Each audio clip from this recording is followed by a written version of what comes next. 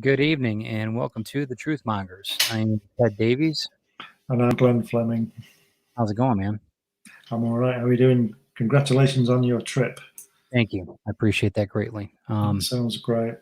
Coming from you, I respect you as a individual and as an artist and a creator, and that means a lot. It does. What are we talking about tonight? Kirby consciousness, Yeah. connected to source, right? Was Yeah. he like Tesla? Was where he was what we think connected, to a bigger picture consciousness? To the source. Yeah, I think that looking back on it now, and we'll go into this in a minute, but looking back on it now, I think that's why we idolize a lot of people like Kirby and like Tesla, and because we know that there's something about them that's just a little bit different that we not just aspire to be like, but their energy, their what they put forth makes us feel like something is bigger. I think they obviously have a different view than 99.9999% of the population, but it's significant that they seem to be dotted through time. You've got Plato and those kind of people, then Leonardo, and then Tesla. I would put Kirby in that list, and that's what we're going to talk about tonight. I would put him in as well. But first, we're going to talk about what's in my coffee cup. I've got espresso tonight. I'm going to be up all night because I've been drinking this too long. Let's talk about our sponsor, Indian River Roasting Company. We'll be right back. Here at Ted Davies Artistry, we take coffee seriously. And so does our sponsor, Indian River Roasting Company. It's fair trade, organic, and they're artisans just like me. The only difference is I use watercolor and ink and they use coffee beans. And I enjoy it all through my day. So do yourself a favor, go to the description when you like, share, and subscribe to this channel. Find Indian River Roasting Company's website. Use the promo code CaffeinateTed2021 and save 10% on your purchase. Yeah, use that code CaffeinateTed2021. Save 10% when you're getting caffeinated. I know you don't drink coffee, which I do in America. I do when I'm in America. Well, you should. You should. When in Rome, right? When in Rome. That's right. Want to say good evening to everybody too. We'll get to everybody here in a second. We're also going to talk about our other sponsor, Cashman's Comics, which Glenn, you can buy comics from John. He'll ship them. I don't know internationally, but we'll try. Let's stretch John a little bit. I want to talk to Petey. Yeah, the dog, no doubt. Yeah. So say hi to Petey too. Here, allow 1 second. We're gonna find out a little bit more about John Cashman's and Cashman's Comics.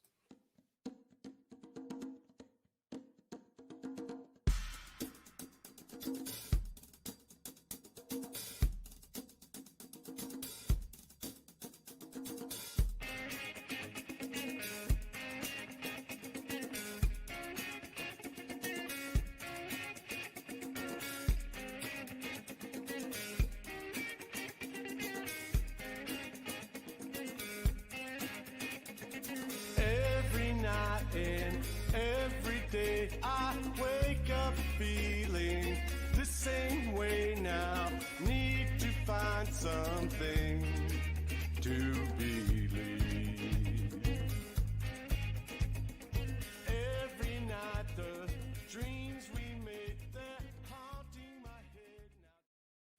Yeah, so when you stop in at the Cashman Comics, tell them that the Truth Monger sent you when you say hi to Petey too. Also, check out everything that John Cashman's doing. Like I said, he ships nationwide. I don't know if he ships internationally, all joking set aside, but I know he does nationwide. And whether you're a novice collector or a seasoned collector like Glenn and myself, you can check out what John's doing on cashmanscomics.com. Does he buy collections? He does. And I know I might sell him mine then. Oh, not if it comes my way first. I'll bid it out with John. Fantastic Four, though. I hear you got a couple of them. So I'm definitely, we'll talk. Also, we're part of the Rising Tide. Lost train of thought there. Talking about collections. Rising Tide Broadcast Network. We are a group of creatives that help creatives build their business, and we're on 7 days a week. Entertainment and education is what we do, and we try to make sure everybody that's involved with this reaps the benefit of it. So check out everything that we're doing. Let's see, we're doing Truth Mongers right now. Tomorrow we talk TED Talks Timepieces, the season finale. I'll be talking about the Mission Impossible watch. That'll be coming out tomorrow, and that'll be the season finale. So then TED Talks Timepieces will I won't be doing that on Thursdays anymore. So that'll be the pretty much it. 'Cause I'm getting really busy right now, as you guys all know, and it's schedule is for the best for me to step back a bit on that. On Friday, we have Drinking with the Davies, and we've got co-hosts. Twisted Twins are going to be there, and they are going to be making the Pink Squirrel. You need to check out what we're doing there. And, of course, don't forget Thursdays. I skipped that for a minute. Comic Book Spectrum is on Thursdays. You got to check them out. 7 o'clock Eastern Standard, best show on the place. And, you know, there's a couple things going on with Dan Holyfield. I know you're in the audience, so we're going to be talking about that, Last Man Standing, but he also does Stupid O'Clock at, I think at 8 o'clock, or excuse me, 9 o'clock on Thursdays. So check out everything that's going on Thursdays especially. So, all right. Just before we go, it's very interesting to me that you're still doing the drinking show. Yeah. Oh, yeah. All right. Well, you know why? Do you know why? No. Because Christine's a superstar. Oh, okay. She's got a following, you know, I'm not going to turn that away. She's great. I mean, it's great. It's a fun show. And that's, it's, you know, whatever.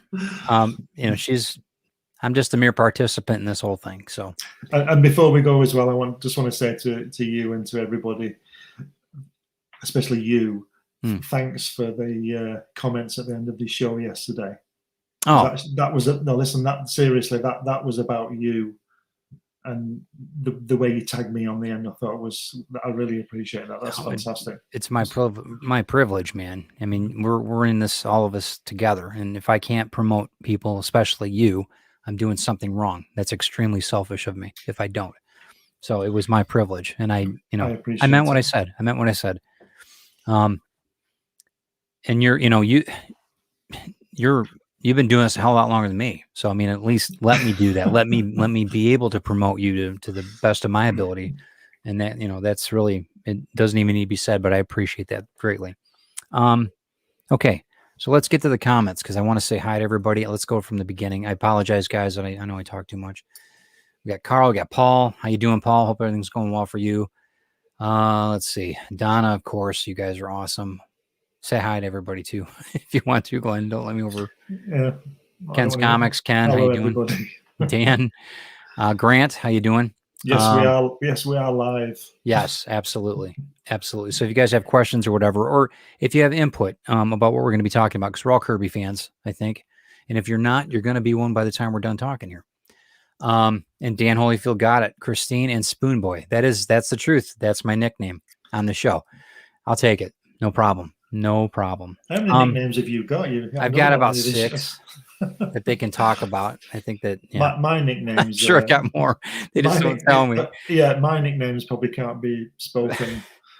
But anyway. So when did well, the first thing is, you know, I didn't even know who Kirby was growing up. I just enjoy his artwork. So for me, learning about him later in life was actually, it was kind of cool because I still had the comic books. Yeah. And for me, that was even more value, right? Not that matters, but to really learn, once you start learning, and you understand this because you went to drawing, to art school and that, the way he drew is a very interesting way that it's almost like a printer, like a, you know, on a dot matrix printer or a printer, some parts of it start here and then it goes over here and then does something else and then it works its way in between. He did that. He drew like that, and it's extremely rare that you see that. And I think as an artist, I think that shows the kind of well, obviously the kind of mind he had. Where I never saw him draw anything. He didn't draw anything while I was there. I didn't ask him. I wasn't that cheeky, you know, to say draw me something or whatever, because you know I was just standing there in the presence of this god. Yeah. And, you know, it went the way it went. But as for his drawing, Roz said that he would start at the top left-hand side of the page and finish at the bottom right-hand page, which I find, I'm not saying she's a liar or anything like that, because obviously she was there, but I find that really odd because when I'm drawing a page, I draw in each of the panels. Yeah. And then the page is finished at the same time, so to speak. You know, I draw the face, work it all out on the page, and then go back over it and fill it in. But he had this way of working. I think, you know, that he could have been the greatest film director, you know, because if you look at his work, you know, the way he tells a story on those pages, he's like a film director. Absolutely. You know, and absolutely. But as for his style, I think that was born out of the fact that he was working so fast. I think so too. And you know, Roz wasn't the only one that said that he started from left corner. Right. I heard other artists. God, it was an English gentleman. I forgot his name now. Dave Gibbons. That's it. And he talked about him drawing from left to right, and it was almost a surreal experience watching him do it, because it didn't make any sense. Yeah, Ross said it was like he was tracing it. Like, yeah, right. Exactly. But as an artist, and you're an artist, yeah, that does happen. Sometimes when I'm drawing, not all the time. I suspect that it happened all the time with him. Every drawing he did. But sometimes I get to I'm drawing Hatch now, you know, and I stand back and I think, wow, how did I do that? You know, right. And it's all, I get that. I totally understand that. Because you're immersed in it, and you're not watching yourself do it. And you think, I always think, I mean, I can draw. I'm not the best artist, but I can draw. And I often think, how can I do that? And it's not an arrogant thing. I'm amazed at. It's almost like it works through you. Sometimes you almost lose yourself in it, and that's why they call it inspired or in spirit. Stevie Wonder said this, that he feels like he's just the vessel that God, he would say God, but I would say the universe is projecting that work. You're the catalyst. You're the catalyst to get it into the world. Grant said that Marv Wolfman also said the same thing. So I know that if you've got three people, especially his wife saying it, you know, and I want to talk about your experience in the home setting, because I was watching a documentary about how they talked about, and I'm leading into why I think that he was kind of connected, but he didn't really know it. They talked about Roz being the one in charge. She was his wife was like, she mandated everything. Even at the shows, she would tell him no when kids would come up and ask for drawings or whatever, because he just wanted to draw. He would just go right to it. And she's like, nope, can't do that. Well, how was she like that with you? I mean, she always had sandwiches and stuff like that too, is what I heard. Was she like that? I mentioned this in a quick plug in my book. I mentioned this in the way that, apart from the fact that she was one of the most beautiful women that I've ever seen, inside and out. She radiated goodness, love almost. I'm not saying she loved me, but love of life. And one of the big impressions I got when I got there was how calm that house was. Considering that Jack Kirby's drawing these things, you'd think he might be a bit hyper, but he was really laid back, and she was even more laid back. But at the back of it, and it didn't take you long to work this out, and there was nothing hostile, but at the back of it, you could see the strength of that woman. You could see and feel it, but you loved her even more for that. She was a very generous, very open, warm human being. And when you walk through the door, that's what I felt. And it was true. It was authentic. It wasn't. It wasn't a facade. She was genuinely pleased, and I think that Jack was genuinely pleased that somebody would fly over an ocean twice to go to his house. I think so too. That's a huge demand financially and time wise, and I mean it's amazing what you did there. Ken Lanier talks about it too, as going back to the artist statement. I've often said, and I've heard elsewhere, that so I'm not the author, but I say sometimes that the picture is already there and I'm just spotlight helping. And I understand that too. When the people they like my style or whatever, I'll hear that, or they'll compare it to Bill Sienkiewicz or something. And it's almost like I'm just drawing. It's like my signature. You don't even realize how you know that there's certain techniques that you use. And I'm not downplaying it, because that's, you're paying for my experience versus my, whatever, my style, or however you want to word it. But I get that totally. And I lose myself in it. Time, food doesn't matter. Time doesn't matter. I'm completely doing what I'm supposed to do at that moment, Helen told me that with Leonardo, apparently he used to leave himself a note. he knew that at lunchtime he was going to be maybe painting this painting. He'd leave himself a note, and it would say, "Eat soup." And Yeah. his housekeeper used to bring him a bowl of soup and leave it there. Yeah. And I'm no Leonardo, don't get me wrong, not at all in any way, shape or form. But today, Helen's been at work all day today, and at 1:30, I had to make myself stop drawing, Yeah, and go and get something to eat. Yeah. I didn't want to, and I'm not going to die if I didn't. But if you do that every day, you're not going to be well. You've got to No, eat. you're not. No. And it's the same kind of thing. And Kirby was working 15, 18 hours a He'd day. start at noon and then work till 4 a.m. Yeah. It was crazy.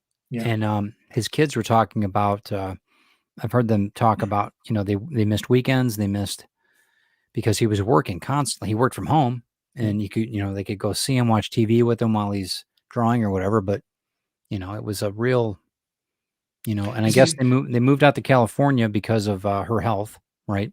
Yeah. Which is kind of surprising considering the smog level in LA at that time. But even though they're in Thousand Oaks, but it's nice up there, isn't it? Nice and rural. So I don't think the smoke was touching them up there. Hopefully, which is obviously why they went there, because obviously it's a beautiful area. Yeah, Thousand Oaks is gorgeous. Yeah, yeah.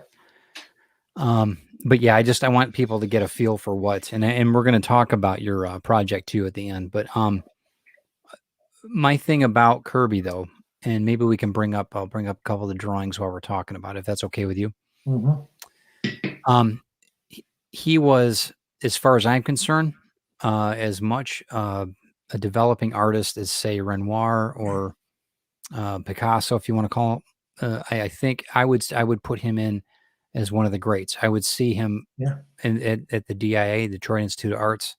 I would see him in that environment easily. Yeah, even though it's a comic book setup, people don't realize that. But well, our industry, the comic book industry, is very much maligned, and as we all know. But I mean, look at that. I mean, that's stunning. Look at that. That is incredible. And great inking. Look at the composition. I mean, it's just that's Frank Giacoia inking that. Inking it, yeah. And I know that he has rights to it too, as far as the work that he put in. But man, yeah. See, the thing is, is that I said before. What a statement. Joe Sinnott was an embellisher. Yeah. Frank Giacoia was an inker. Yeah. And I think one of Mike Royer's briefs was just don't change anything. So what you're getting is the perfect pencil work, really. So that shows you, to me, that Giacoia work there shows me the pencil work more than Sinnott would. Yeah. And don't get me wrong, I think Joe Sinnott is the best inker. Best embellisher. Absolutely. But it just shows you how good the other guy is as well. But that is absolutely stunning, isn't it? It is. I mean, and as far as composition goes, you don't just, that just doesn't happen. That's years of trial and error. Yeah. But he was so fast. He was doing 5 pages a day. Yeah. I mean, some people don't do that in a week. I mean, you know the story of the Iron Man when Gene Colan was in, don't you? You don't know that. Back in Tales of Suspense, back in '67 or something, Gene Colan was drawing Submariner. Okay. And one of my favorites. Yeah. He became ill, and you only know this was in the credits because his illness would be long over by the time we got the printed page. Mm-hmm. But I think he draws 3 pages, Gene Colan. And then he became ill, too ill to continue. And the story goes that Stan Lee rang Jack Kirby up over the weekend, and he did 7 pages over the weekend on top of his workload. Yeah. And as people don't seem to notice this, he also drew the next issue as well. Yeah, you're right. It got to the point where his son even talked about he couldn't drive anywhere. He was having a problem because he was constantly thinking that he would have to take his son to school, and he would end up on the sidewalk when he was driving because he wasn't paying attention. There's a story about that in the film. Is there? Yeah. All right, cool. See, this is why you guys have to invest in, when it goes live in Indiegogo, this is what you have to do. And this wasn't why we were doing this show, but that's really good. It's a good segue. It's a very good segue. It's really funny, and it's not about going up on the pavement. But I'm not going to give anything more. Okay, no, that's gold. Really so make sure you guys are checking that out on Indiegogo. I mean, again, this is more what I would expect. Okay, cool. This is kind of a, a headshot if you want. I mean, it's very traditional, very, very cool, but very in a very Kirby way. But it's very, you know, there you go. It's matter of fact. It's matter of fact. This is the kind of page. I mean, I don't know what the pages were, but I know that in the late 60s. When's this from? This is from 69. So at this time, mind you, it was six months before. So it's July. He's drawing that. Right. Ros, he was drawing. I think he was drawing some Thor pages, and he brought some. You know, he'd bring in villains, and they'd be going in 2 panels, and they were the best villains that you'd ever seen. Right. Apparently, Ros pulled a few pages because they were falling out. They were falling out with Marvel at the time, and she was saying, "You're not giving them that one. You're not giving them that one." I don't know what they were, but she pulled those pages. Yeah, and he had to redraw the page and change the story a bit. Which again proves who was writing it, but we're not going to go down that one tonight. No, but I think, well, you know, there's and I'm glad that when you were there, you didn't talk about anything like that to raise his stress levels or anything. No. So really, it's not important when it comes down to it, because people are seeing it for what it is now. They're finding out what it is now, how he created, and what an impact he makes even today. Which is crazy if you think about it. He's been gone 20 years, almost 20 years. That's February 69 that came out, that page. Yeah. So that's what, 52 years ago? Easily. That's half a century ago. I want to say hi to, thank you, Monster Fan, for subscribing to our channel too. Thank you. I'm listening to you. I didn't mean to cut you off. That's all right. The crackle. The Kirby crackle is a statement that has been duplicated by many, many artists. Yeah. You see, again, that's Giacoya from I think that's from FF Annual number 6. I think, I'm not sure. It's the Gargoyle story, isn't it? Yeah. That's Giacoya again.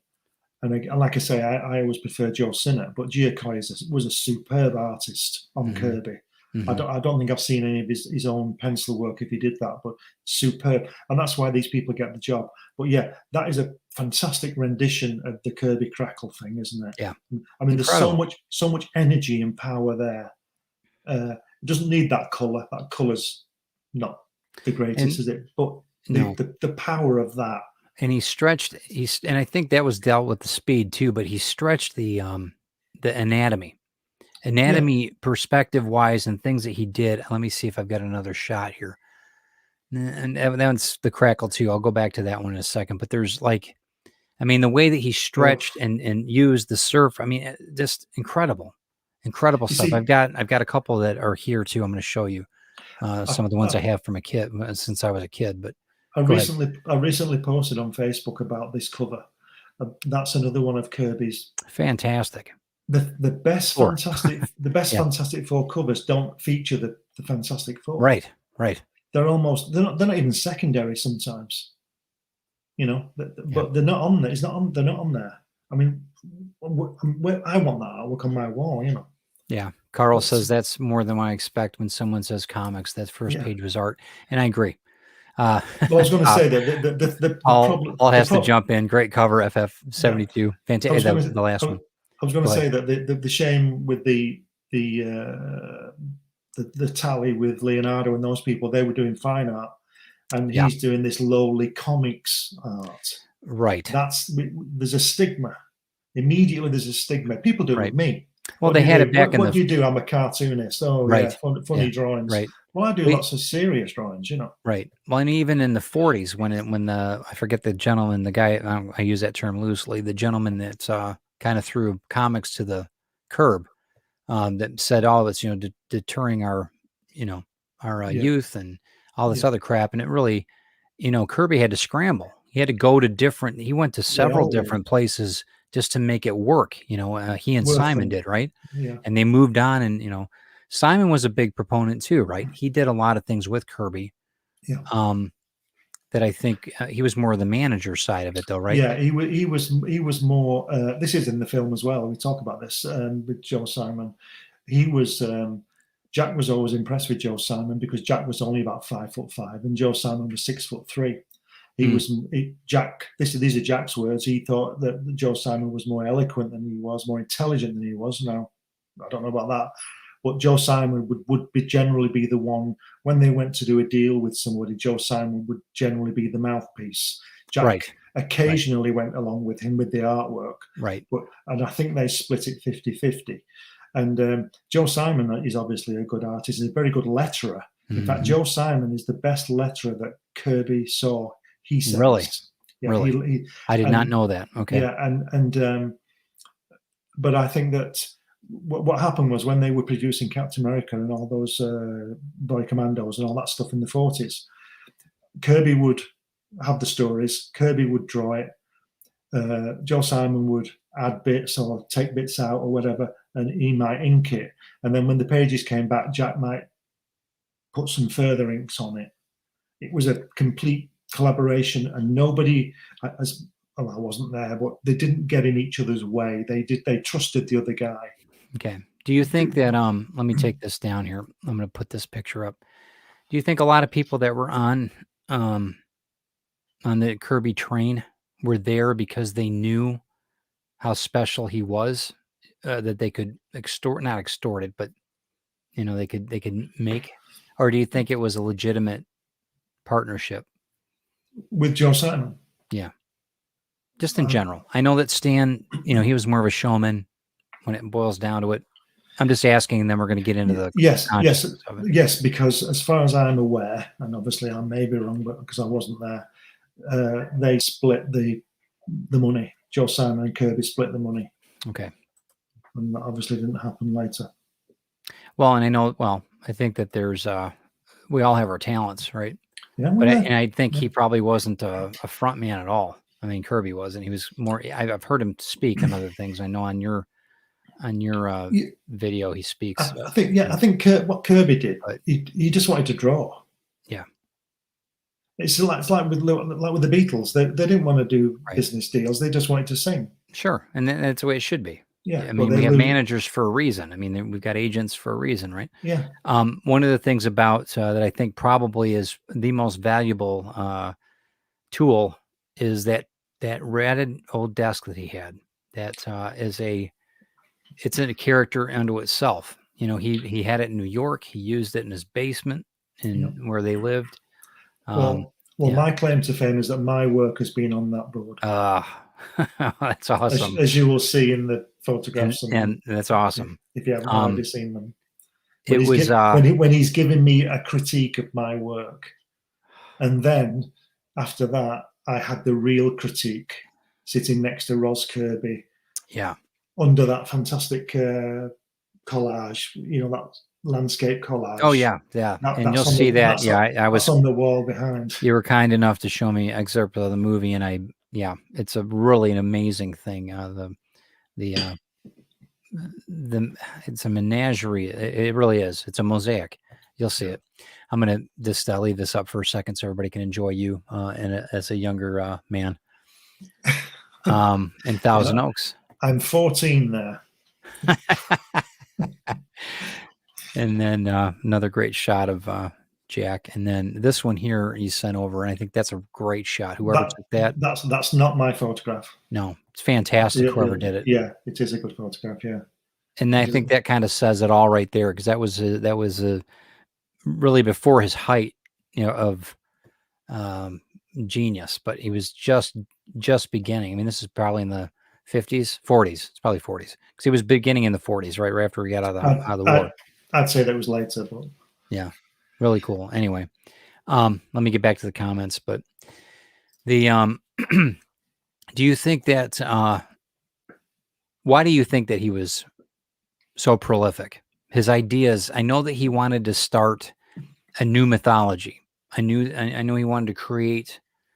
He knew that he was talking about the old gods. We always talked about the old gods. He said, I wanted to start, new mythology, the new gods. I mean, I've got my own ideas of how I think when he got quiet, things came to him. I really do. I think that it was in the ether for him. He was connected somehow that way. I think what it was, part of that is born out of the fact that I think he got a bit fed up of drawing the same thing, because if you look at the evolution of the FF, I know he drew that for 102 straight issues and a few annuals in there. I think he drew something like 10,000 pages of the FF or something. And but the changes in them, and what was happening, my opinion, what was happening to Jack was in the late 50s, he was going very, very much into science fiction, because he did Sky Masters. Right. The NASA was announced in 1959. The moon race, occurred in the 60s, and all that kind of thing. And I think his basement had those. He had tons of paperback books. Yeah. All around him in New York, I guess, or wherever, New Jersey, or wherever he was. But yeah, I'm sorry to interrupt. I think Long Island. Long Island. Yeah, and I think he was going that way, but he was literally going more cosmic. Yeah. And that's where all this energy is. And I think that energy, with the Kirby Crackle thing, I think that energy is a what's the word? A latent him. It's got to come out. It's burning to come out, and he was putting the energy you see in those as the energy that he's coming from him down his arm onto the paper. You understand what I mean? Very symbolic. Yeah. I think that's what was going on. Interesting. And I think he was. I don't think he was getting more relaxed when he got older in his work. I think he was getting tighter. And that was the energy bursting. And that might have been through the rage because of copyrights and deals and life or whatever. I don't know. But as you get older, you get more mellow. And not that he was uptight, but I think in his work, he was getting tighter, and it just sort of popped.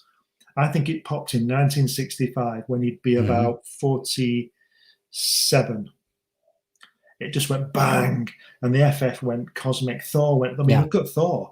In the beginning of Thor, he used to be fighting. They were ready to close down if they didn't have the Fantastic Four. They were moving chairs out of the building. I mean, they were. That's right. When the Fantastic Four came in, so that could have been the switch, the switch right there. Look at the. Well, the Fantastic Four is Challengers of the Unknown, isn't it?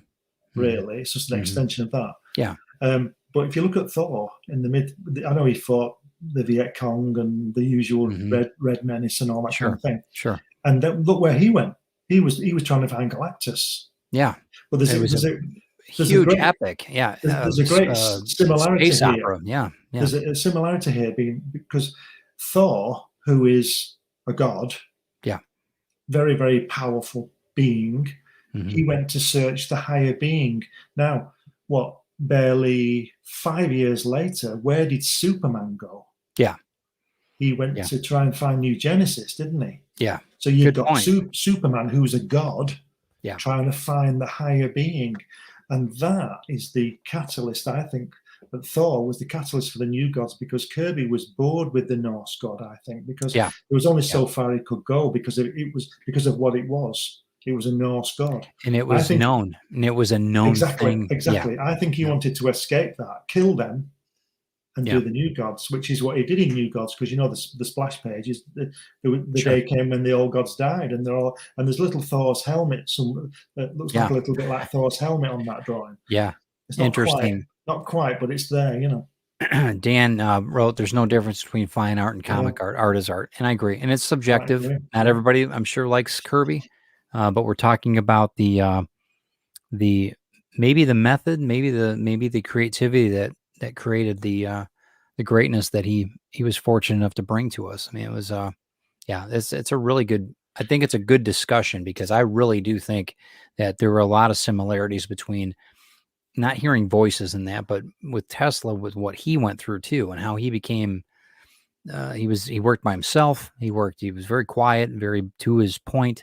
But he constantly was not reinventing, but the innovations were just there. I mean, and I think with Kirby, I think he got to the point where he was very, there might have been a lot of outside influences, things that were happening to him, stress-wise. Yeah. And Roz, to her defense, she ended up allowing him to be the best, the best that he could be. That gave him the outlet. So she was actually, I don't consider her a bad enabler at all. I consider her probably his best business partner on the planet, Yeah. So anyway. I think that, people are said to be great inventors and things like that. I don't think anybody invents anything. I think they find a way of doing it. Yeah. Yeah. You know, like Isaac Newton discovered gravity. Well, he didn't discover gravity at all. Everybody knew that apples fell to the floor, but he worked out how it worked. There's a difference there. He didn't discover it. Man didn't discover or invent fire. Fire happened. Right. And he learned how to control it. You know? Right. Grant Lankard asked you a question. Do you like the Tom Scioli? Yeah. Scioli. Do you know that book? Is that the one with the cartoon story of Jack? If it is, I've only seen pages. I've not got the book. I'm not familiar with it. I think it's like his life story in a sort of cartoon form by that guy. I think that's the one. The pages I've seen are really good, and I'm going to get the book if that's the one. Do you think it was a good? I think it was a good thing that Kirby moved to California. You know, just to expand his. I mean, obviously for Roz's health, but do you think that had anything to do with his creativity blossoming from that point? That it was 70, 71? Yes, because I'll tell you, he saw, I don't know whether they'd actually been there yet, but that's where he saw the surfer. Because as you know, it was Stan Lee who calls him the Silver Surfer. Yeah. Jack always referred to him as the surfer. Yeah. And he's surfing the cosmic waves. Yeah. It's heavy. That's so heavy. Isn't it? Absolutely. Yeah. Excuse my French. Obviously brilliant. Brilliant. You know, that's where he got that from. Do you have any did you have any books handy that from Jack's artwork? Do you have any books handy in your collection? No, amateur. I'm downstairs today. Amateur. Okay. I'm going to show you a couple of the ones that I had. Listen, mine are all signed, all locked away. Oh, that was a smack. That hurt. I felt that across the pond. All right. 1977. One of my favorites. I was 8 years old when I picked this up. It was slightly used, but I've had this since I was 8. So that's a few years, 42 years. Love this cover. Love the black. I mean, look at the perspective on that. I mean, that's just sick. And I've always loved this cover. I don't think it's like anything extraordinary about this comic, but what an amazing, amazing thing. Do you know, I used to work with a guy and we were talking about comics because he liked comics. This is about 30 odd years ago. And he was telling me, trying to convince me that Jack Kirby didn't know anything about anatomy or perspective. And good. I said, I'm glad he didn't. Be out of your mind, because he fully understood it and he took it to another level. Yeah, I mean, perspectives are, and some people say it was real blotchy, it's real blocky. You can't, whatever. If you really look at it, it's an amazing feat what he did. It's amazing how he did it because it works. It's like Mike Mignola. It's amazing how he does this because it's so off of what you think should be reality. And the thing is that when you start putting yourself into a box like that, you lose your genius. And I think I really think that's where Kirby's genius is that it works. It works. I don't know why I like Machine Man so much, but I was like into Machine Man, and robots, anything that does Android, anything like that, I've always been into. Even in the story with Retrieve, I'm into that AI. So, but yeah, this is original number 1. I've had it forever. I think I bought it the same week I bought the Black Panther, but these are going back, and no, they're not signed. Show off, but they're going back into plastic when we're done. I've got the run of all those. Do they? It must be nice for you. Okay.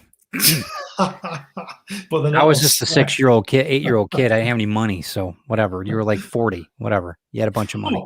I love you. All right. How old were you in 1977, by the way? If you don't mind me asking. 22. Oh, yeah. Well, you see, you could go right in and buy, them right off the shelf. I was lucky to get those because,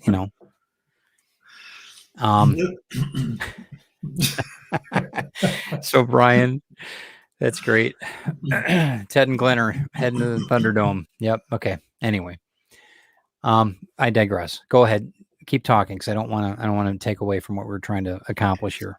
You know, you were saying before about the doing 5 pages a day and all that. Yeah. And people keep using this phrase about he was just putting food on the table, and he was, of course he was. We all do that, but it's just the way. It's like that's the only reason he was doing it. Yeah, he wasn't doing it. He was getting well paid. He was getting. He just. Didn't he got page. He got page rates. He was getting page rates. So if he didn't do that, he would be making chump change like a lot of the guys were. He had to produce.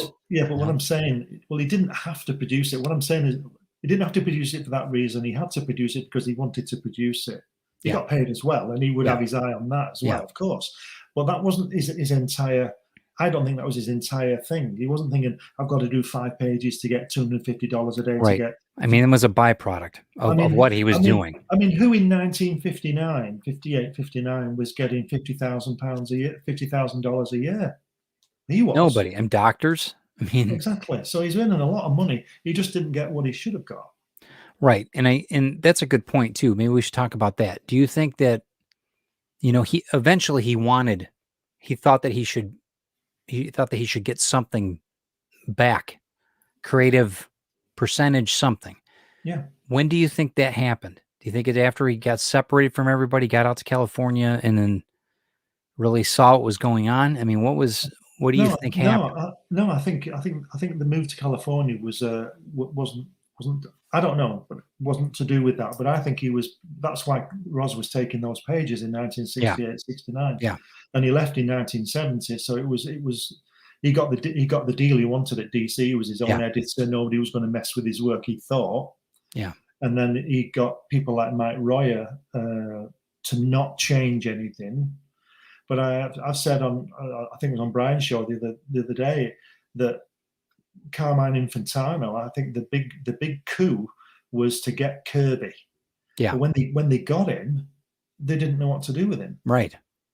They didn't. Right. They couldn't even leave him alone to draw his vision of Superman.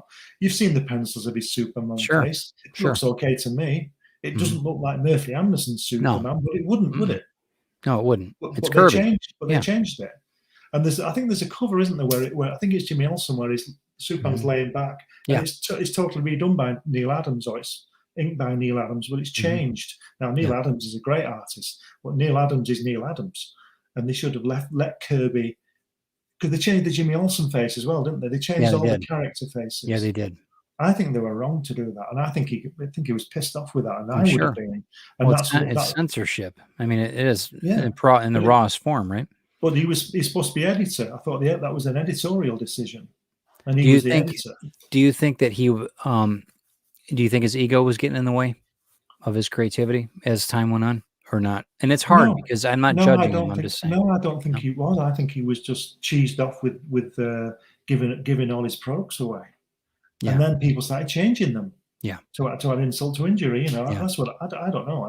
I remember when I was a kid, I would draw something, and then another kid in the classroom or whatever would take the drawing and draw on it.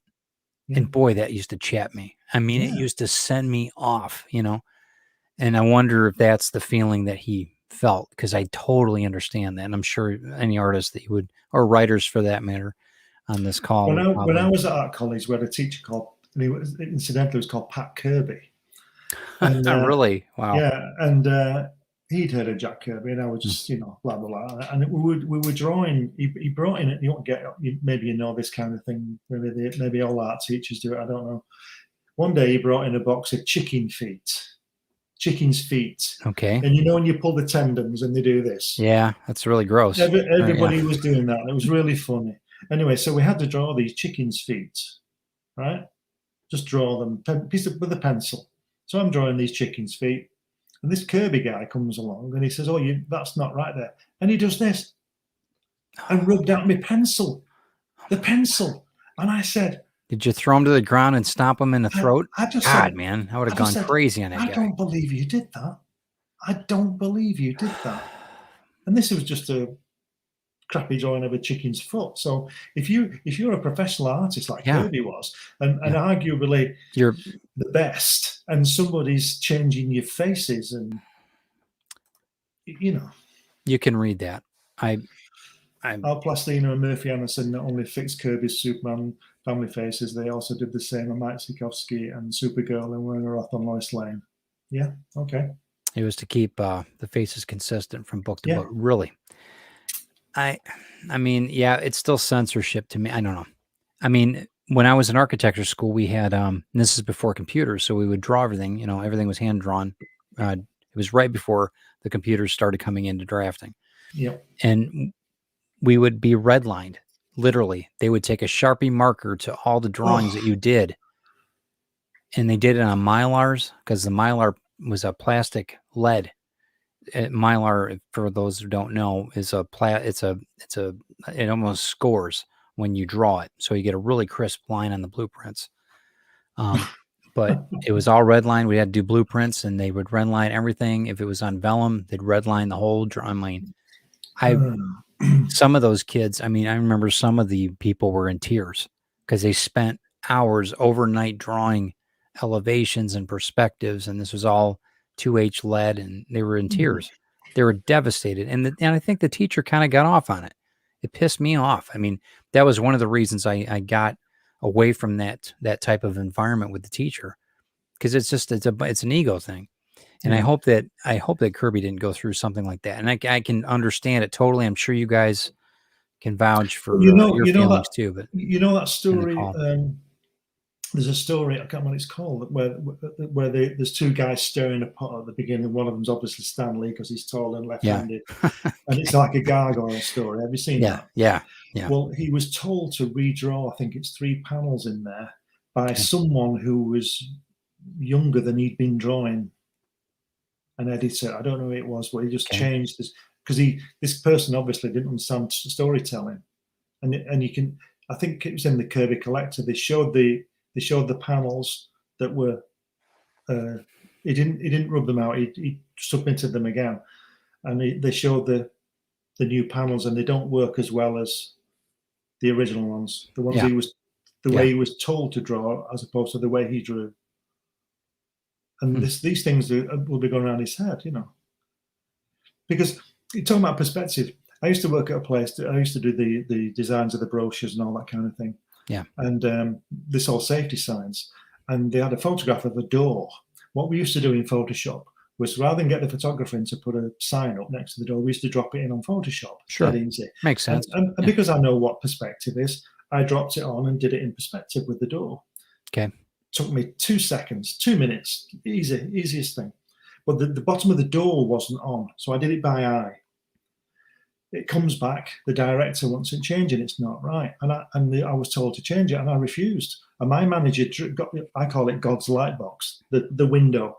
He got it on the window, and he got a big ruler, and he drew perspective lines, and it was perfect. And I'd done it by eye, and it was perfect. And he still told me to change it, and I refused.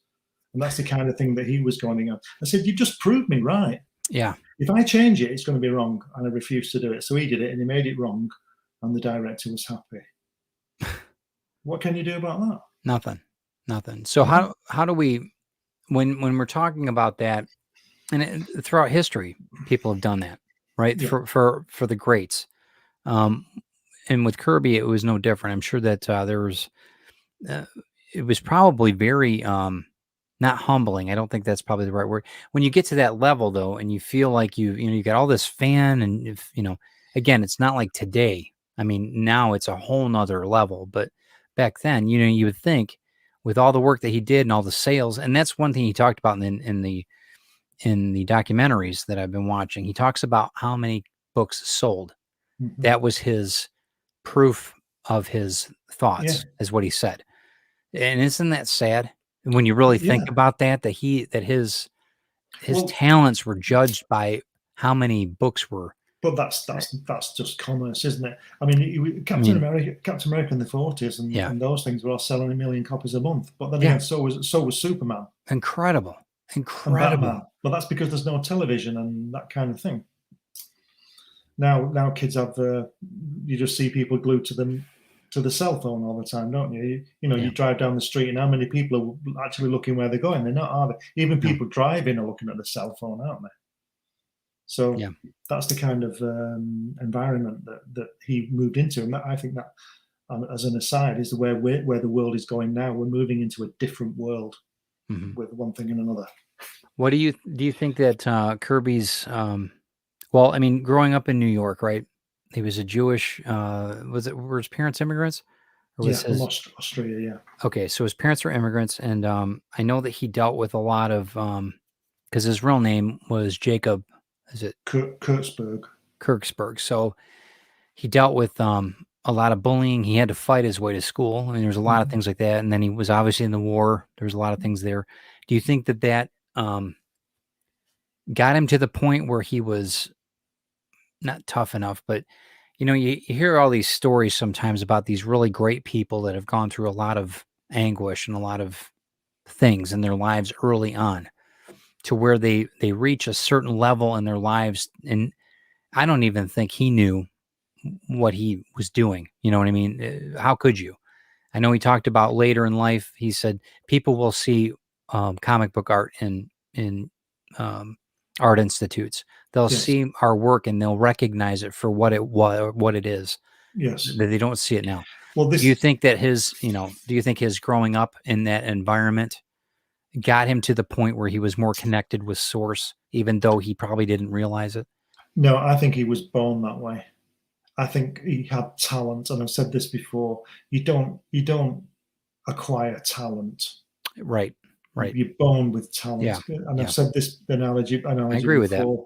Why is it if people say you need to draw for 10 years before you can do anything, why don't I draw like Jack Kirby? Right. I've been drawing for 50 years. Right. Why you said singing's your normal thing, right? Yeah, You said you try singing for 60 years, if you sound like crap, when you're 8 or 9. I don't sound like crap, but I don't sound like Marvin Gaye.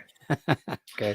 Do you see what I mean? But it's why are we not all the top baseball player? Why are we not all the best soccer player? Yeah. Well, there's certain aptitudes. Yeah. I think that we all have a certain set playlist, whether we enhance that playlist. But I think that playlist is set firmly at 0 for most people. How arrogant is that?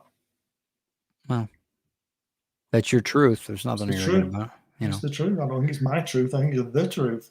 One of the things I think that, art aside, Kirby was a storyteller.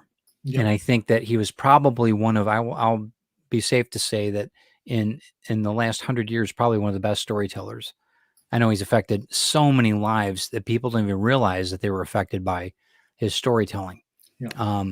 That's how good he was. And I think that too, the publication end of it was on such a mass scale that didn't hurt.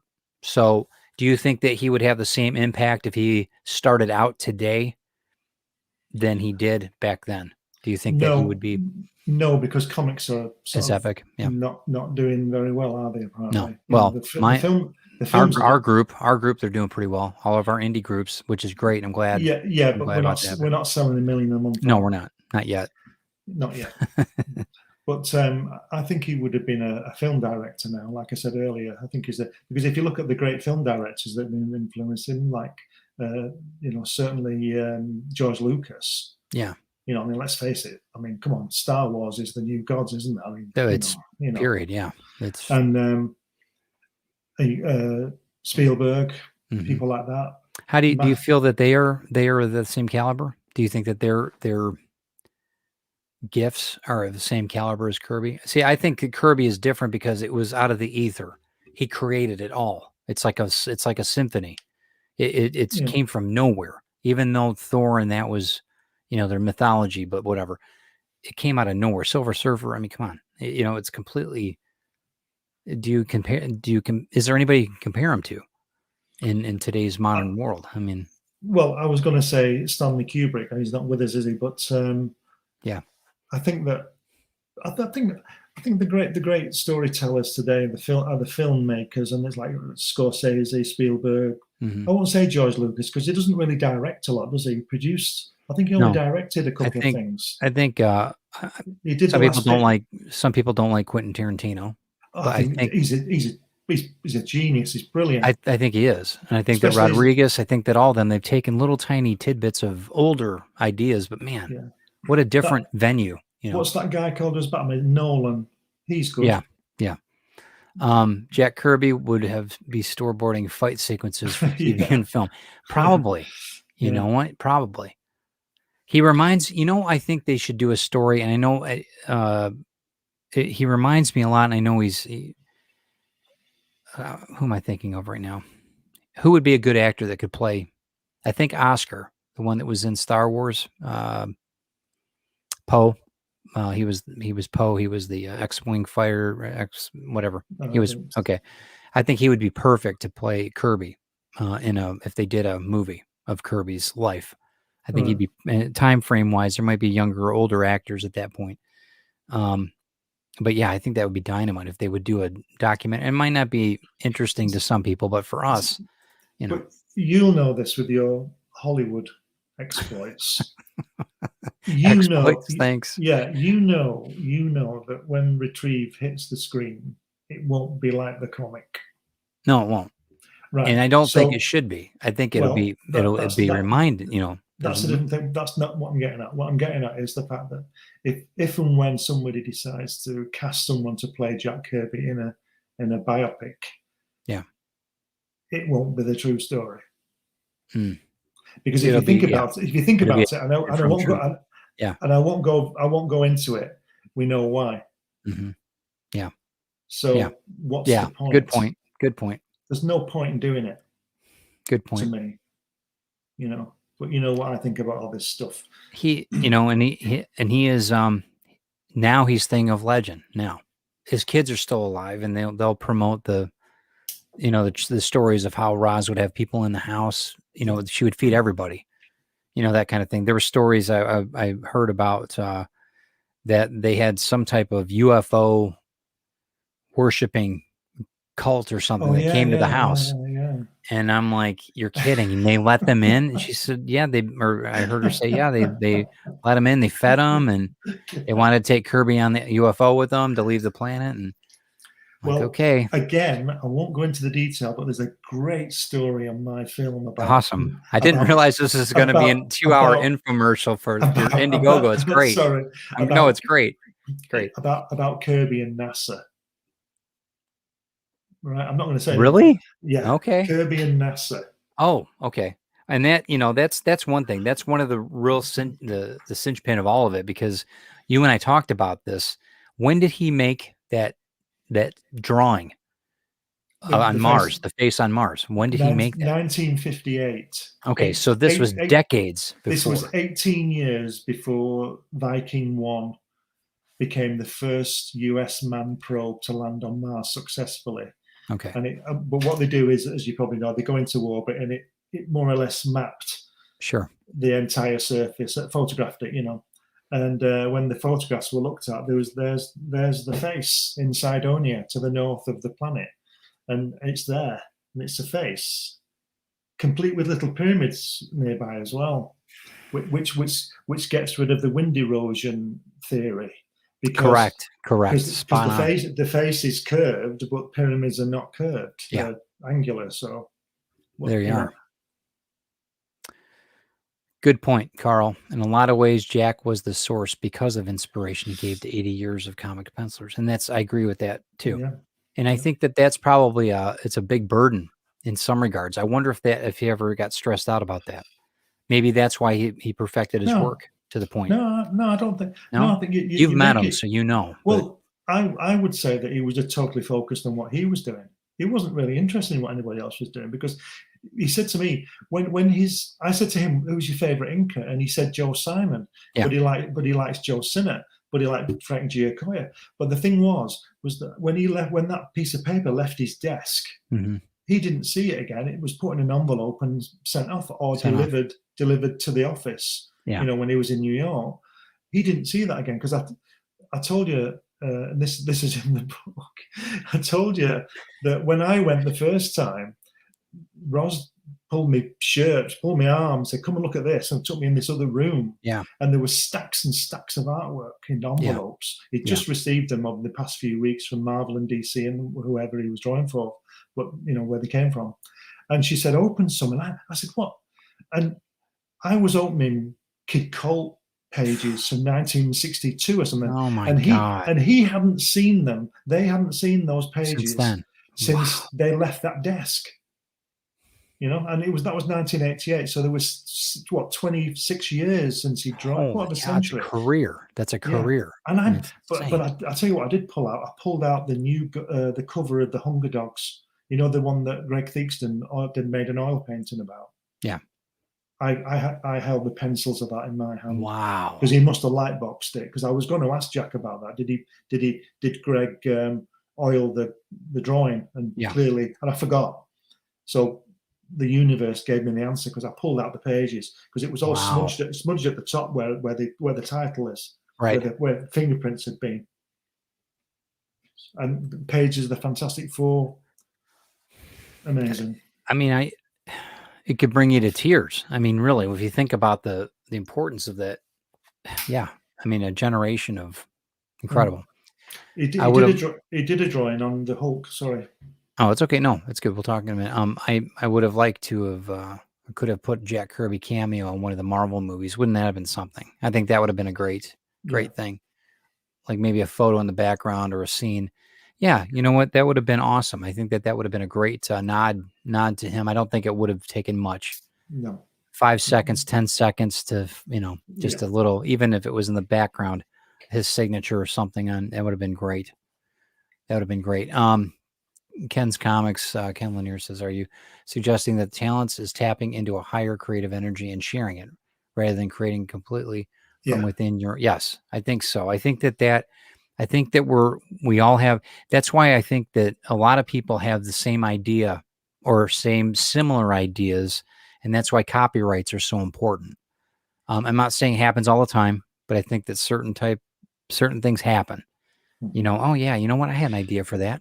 That would have been a great movie. I had an idea for that. I thought about that. This is what I was saying before about nobody invents anything. Yeah. That they discover it. Yeah. And I think it's same with the creative thing in the way that I don't know, Leonardo tapped into the source. Let's call it the source, the universe, or God, or whatever you want to call it. Yeah.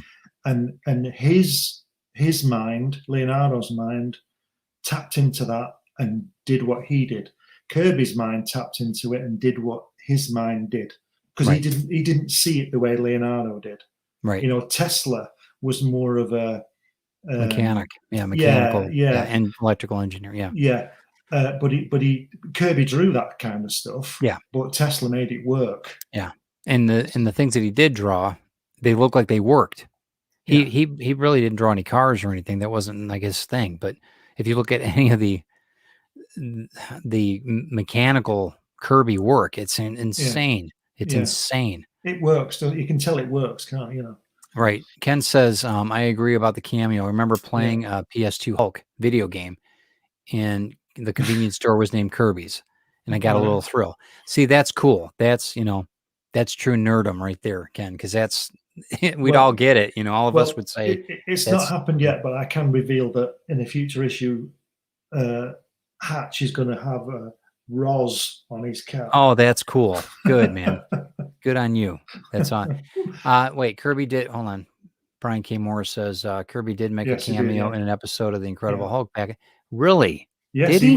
It was. Yeah, I think it was somebody was describing someone to the police, and Jack was there drawing it, and you can see it's no kidding. Yeah, and that was okay. So that was Lou Ferrigno. That one with Bill Bixby. Okay. Bill Bixby. Yeah. I'm definitely going to look that up. I did not know that. And he's on for quite a while as well. Well, this guy's describing. That's so cool. And there's Kirby, and he's got his tie on. He looks very smart. Of course, right? Very dappy, and he's drawing away there. You think, I'm sure Roz put his clothes out for the day. I'm sure. I think she did every day. She did. I mean, I think she did. I think that's what her daughter said, that she would do that. He would be not a recluse, or but he just didn't. He wasn't. Everything was the board. Everything was the board and the drawing. It's the Leonardo thing. Roz would put. I'm joking. It was important. Yeah. Put on trousers. You know what I mean? But she was a great woman. What do you think? What do you think was the most important thing that he left his legacy? Well, not in general, like comics, but what do you think? If you could pinpoint one thing that would make you think that his genius is understood, what would be something that you have noticed about him or in his work? Well, I just think the impact of his work. I mean, there isn't anything else, is there? I mean, he would probably say his children, his family, and he would be right on a personal level, but on a creative level, I don't think he wasn't patronizing. He didn't say, "Oh, you can do this," and "No, it's easy, and you can do this." I think he was well aware of what he was. But I think his greatest legacy is we're talking about him now. They're making billions of dollars on films from his characters. Yeah. And his best work is at least 50 years old. Yeah.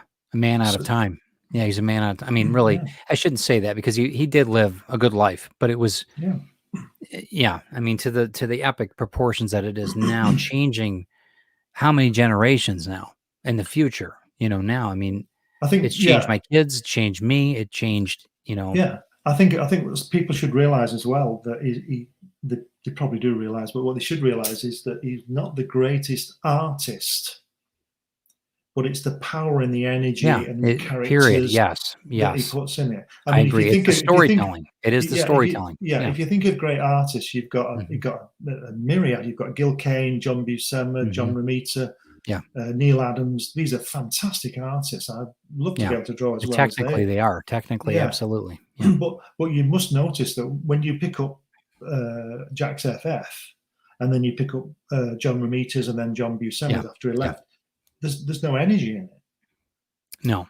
And it's almost too clean. I was looking at one of the Fantastic Fours before we got on air, and I was looking at it's not the same. It's not. It wasn't Kirby, but it's just not. I think it was when John Romita was given the FF, he didn't want to do it. He was doing Spider-Man, and that was killing him doing that, because he was. I think he was only doing 1 or 2 pages a day, and it was absolutely, the deadline was killing him.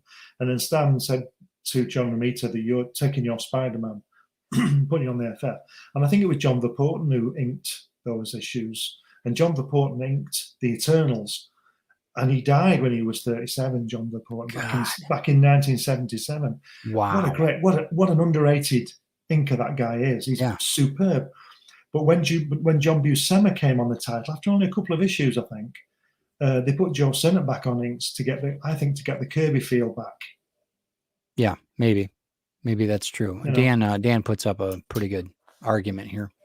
I've always said that I didn't invent my stories. I just take dictation. Yeah. Well, and I think that, I've always said that every story's been told. It's just a different perspective. That's right. I mean, every story's been told. I think he's right there, because this will sound arrogant, and I'm not being arrogant, but I look at some of the stuff I've done, and I think, wow, I did that. Not, hey, I did that. I think, how did I do that? And I think that for that work, I tapped into something. Yeah. I understand that. Do you forget that you've done something like that? I've done that, to where I've looked back on it. I'm like, I've looked back on houses that I've drawn over the years, and I'm like, that is really pretty spectacular. I got to say, I'm pretty pleased with that. Yeah. And I had forgotten that I've done it. But you weren't thinking about it when you were doing it either. No, you were just doing it. Honestly thinking about, well, is it going to pass inspection? Is it going to be, am I going to get paid? Are the checks going to clear? I was constantly worried about that. Yeah. So comics are a lot easier than that. One of the Grant says, wow, what do you think when the Image guys kind of adopted Jack Kirby? I think the name of the comic was Phantom Force. I don't remember that one. No, I don't remember that. I don't remember that one. I can't really speak on that one, Grant. I wish I could. Anybody else jump in if you can. Do other creators experience the passage of time differently while they are that we were just talking about that. Yeah. I think that being inspired or being in spirit, that's when I realized I'm supposed to be doing this. Drawing is what I'm supposed to be doing, storytelling, because I lose all. Like I said to you today, Helen was at work all day. She didn't work every day, all day. She was there all day today, and I had to stop myself to eat lunch, and I had to stop myself to go and pick her up from work. Yeah. Otherwise, I'd have been drawing till we came on the air. Yeah. Well, I mean, and it's good. Christine got Calypso, and it's good because the puppy will tell me when it's time to eat. Yeah. And when I feed her, then I feed myself. So I get it. I understand. Where it can be very. There's that great story of Howard Chaykin, isn't there? When he can't remember what they were called now, but he was with, I think it was Neil Adams, that the younger guys, and he did a straight 24 hours when he was doing American Flag. Really? Yeah, and he rented. I think they had 3 sort of shifts, and they rented it for 8 hours each. Wow. So they had to finish, and then the guy would come in, the other guy, and I think it was Neil Adams. I'm not sure. And he said he begged Neil Adams to let him carry on. So Neil Adams, or whoever it was, went home. Okay. And just left him there, and he worked straight. I think he did an entire issue. Wow! Penciled the 24 pages in 24 hours, or something. Oh my God! Like that. Something like that. He was on such a roll. He just had to get it done, you know. Sure. Brian K. Morris. I remember Phantom Force. It was based on Kirby's original pages and was done with his blessing. Interesting, with his blessings. We should check that out. We should do not Truth Mongers now, but we should just check it out on a personal note. I would be interested in seeing that. If anybody has any information or link, you can always, send it message to me. That'd be great. Let's see. Ken says that art time, since we're talking about art time, goes very differently. My wife will attest to me zoning out when well, that's part of it, man. You're in spirit. You're an artist. That's what it's about. Yeah. And then Brian, of course, agrees with Dan. Personal answer, yes, and we do. Okay, that was the other on the first question there, but there's so many facets of Jack Kirby and his one of the things about Jack, there was no he was I know that there was a story about when he was younger where a Nazi came or a group of Nazis or whatever came to his place of business and told me Will Eisner's okay, go ahead and tell the story, because I think this is good. They were.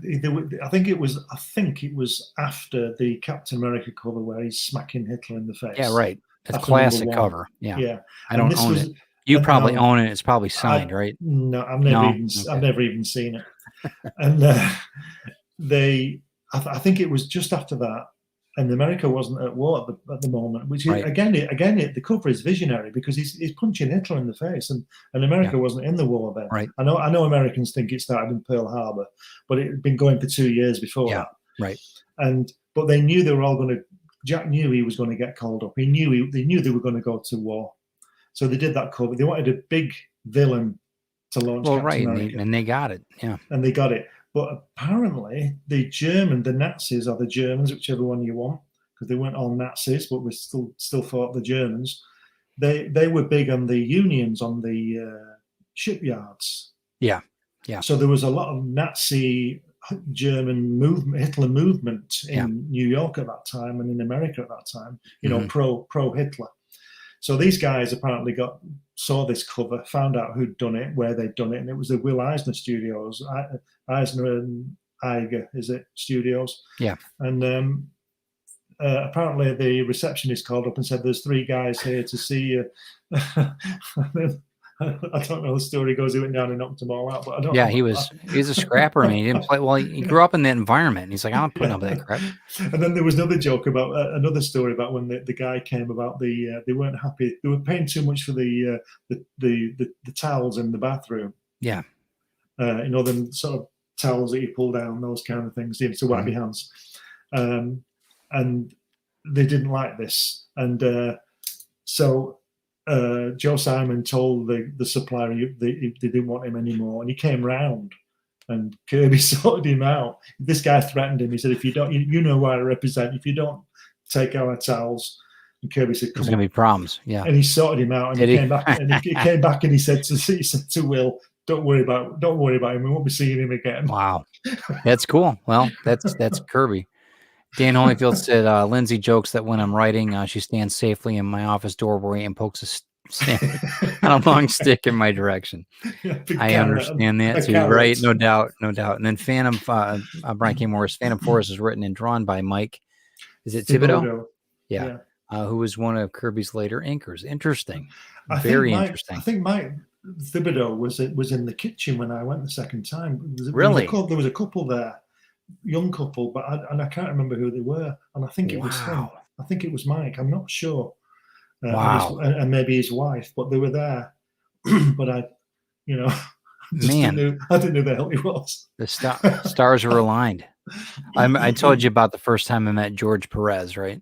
I don't know if I ever told you that. No, so we were at this kind of segue in, but first time, and I just happened to be there. We were working with a nonprofit at the time, and Christine was with me. And there's my buddy Pete knows George pretty well, and we were all in the nonprofit. We're working for this nonprofit thing, and George did a drawing for us to raise money. And we were at the hotel and whatever, and this guy was opening up the back of his van, getting his bags out and everything else, and he was shutting. And Pete walks by him, "Hey, George, how you doing?" And I'm just like, whatever. Chris and I were just walking past, and he's like, and he turns around, "Hey, Pete, how you doing?" And he says, "Oh, you know," and I'm like, "Is that George? Is that George Perez?" I kind of just whispered it to Pete, and he says, "Yeah." I'm like, "Hey, have you met my friend Ted?" And I'm like, I'm in awe because I grew up, that era was me, and Christine's like, "Who's this George guy?" I'm like, "Oh my God." So we had to go back and go over like everything that he's ever made, but he was so gracious, such a nice guy. And I'm glad that you had that type of experience with Kirby. That's like hallowed ground. I mean, I can't imagine going to his home. But I know how it was with George. I can only imagine what it would have been like for Kirby. Well, I hate George Perez. You know why? Because he got my job. George Perez, I think he's 5 months older than I am. Yeah. Right. Yeah. And he lived in New York. And when he was 19, when I was 19, I was at art college and I was dreaming about being an artist and meeting all these people. He was and there. when he was 19, he would be getting advice of Joe Sinnott and Kirby and Stan Lee about doing his drawing. And I've always thought, if I ever met him, I would tell him that story. It's not really a story, but I would tell him. And do you know what I mean? Yeah, I know exactly what you mean. Yeah. So given that I was born 3,000 miles from him, nothing to do with it, he got my job. Because I think if Joe Sinnott would have been showing me how to do things, I might have been a bit It would have been it. It would have been it. Brian says, "I love the name dropping on this show. It makes me smile." In fact, as I once told Stanley, real nice, Brian. Well, we'll keep you around. We'll keep you around, Brian. I know Brian K. Morris. Do you know Brian K. Morris? I've heard of him. Yeah. He's a pretty special guy. Funny hat. He does. Funny hat. Big sideburns. I think he might be connected to the source too. I'm sure he is. Possibly. I don't know. Maybe we'll do Truth Mongers on Brian K. Morris. Anybody write in, let us know if that's a option that you'd like to see. What do you think? Do you think that Roz was instrumental then in making Kirby? Do you think that it was, or do you think that he would have done it regardless?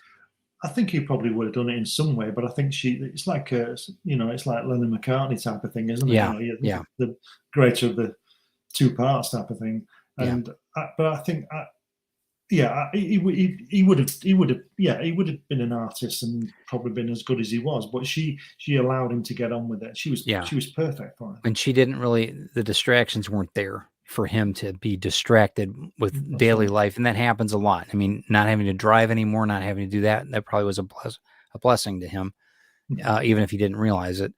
Do you think that he had, whether it's Roz or whether it was Simon or even Stan Lee for that matter, do you think that his I don't know what the right word is, his genius or his greatness was enhanced, that he had to have a second person like Simon or like Roz? Roz, it's different because it's his wife. That's different. But in business, like Stan Lee or whatever, do you think he needed that? Because I know that there's certain connections that we all have in business that we need to have. I know that for a fact. And and we can't do it on our own. No. Do you think that it magnified his talents even more so, even though sometimes he was taken advantage of? I don't think it magnified it. I think it allowed it to blossom. See, I was likening it to like I said about the Beatles. They weren't the best musicians in the world. They weren't the best singers in the world, but there was something about them. Their strength was their songwriting. Yeah. But if they hadn't have been playing the day Brian Epstein went down to the Cavern, and then he knew people down in London who knew George Martin, they would have been old rockers now, still doing the Cavern. Like some of, like the Mersey Beats still do the Cavern. Sure. They're all 75, but they all make a good living and they're good and all that kind of thing. But the Lennon McCartney and Harrison, to a lesser extent, their greatest gift was their songwriting. But they need an outlet. Like we all need an outlet. Yeah. You know, I have an outlet now because of COVID. I wouldn't be talking to you or Brian or Randy. I don't think that's the truth. Because I've done so much work in this past 18 months. Sure. I've done so much work. I can't believe it. And I'm on a lot more of these podcasts, and I get on more and more, and I really enjoy it and everything. And all I'm doing is selling myself, really, or trying to, and making friends as well. But if it hadn't been, everything needs to be pushed by something. Right? Yeah. Otherwise, there's got to be some amount. There's got to be some type of. You've got to have. You've got to have some kind of energy to move something, whatever it is, whether it's the wind or the sea or whatever it is. Yeah. You need. It's like you said. We can't do this on our own. No. There's got to be some type of connection, and maybe that's what I meant by source.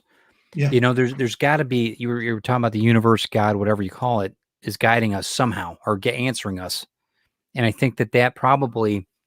You know, when we quiet down and we sit down, I know that I get inspired that way, very simply. And it's almost like it's not voices in your head, but it's ideas that pop into my head. Visually, it's like, boom, okay, I got it.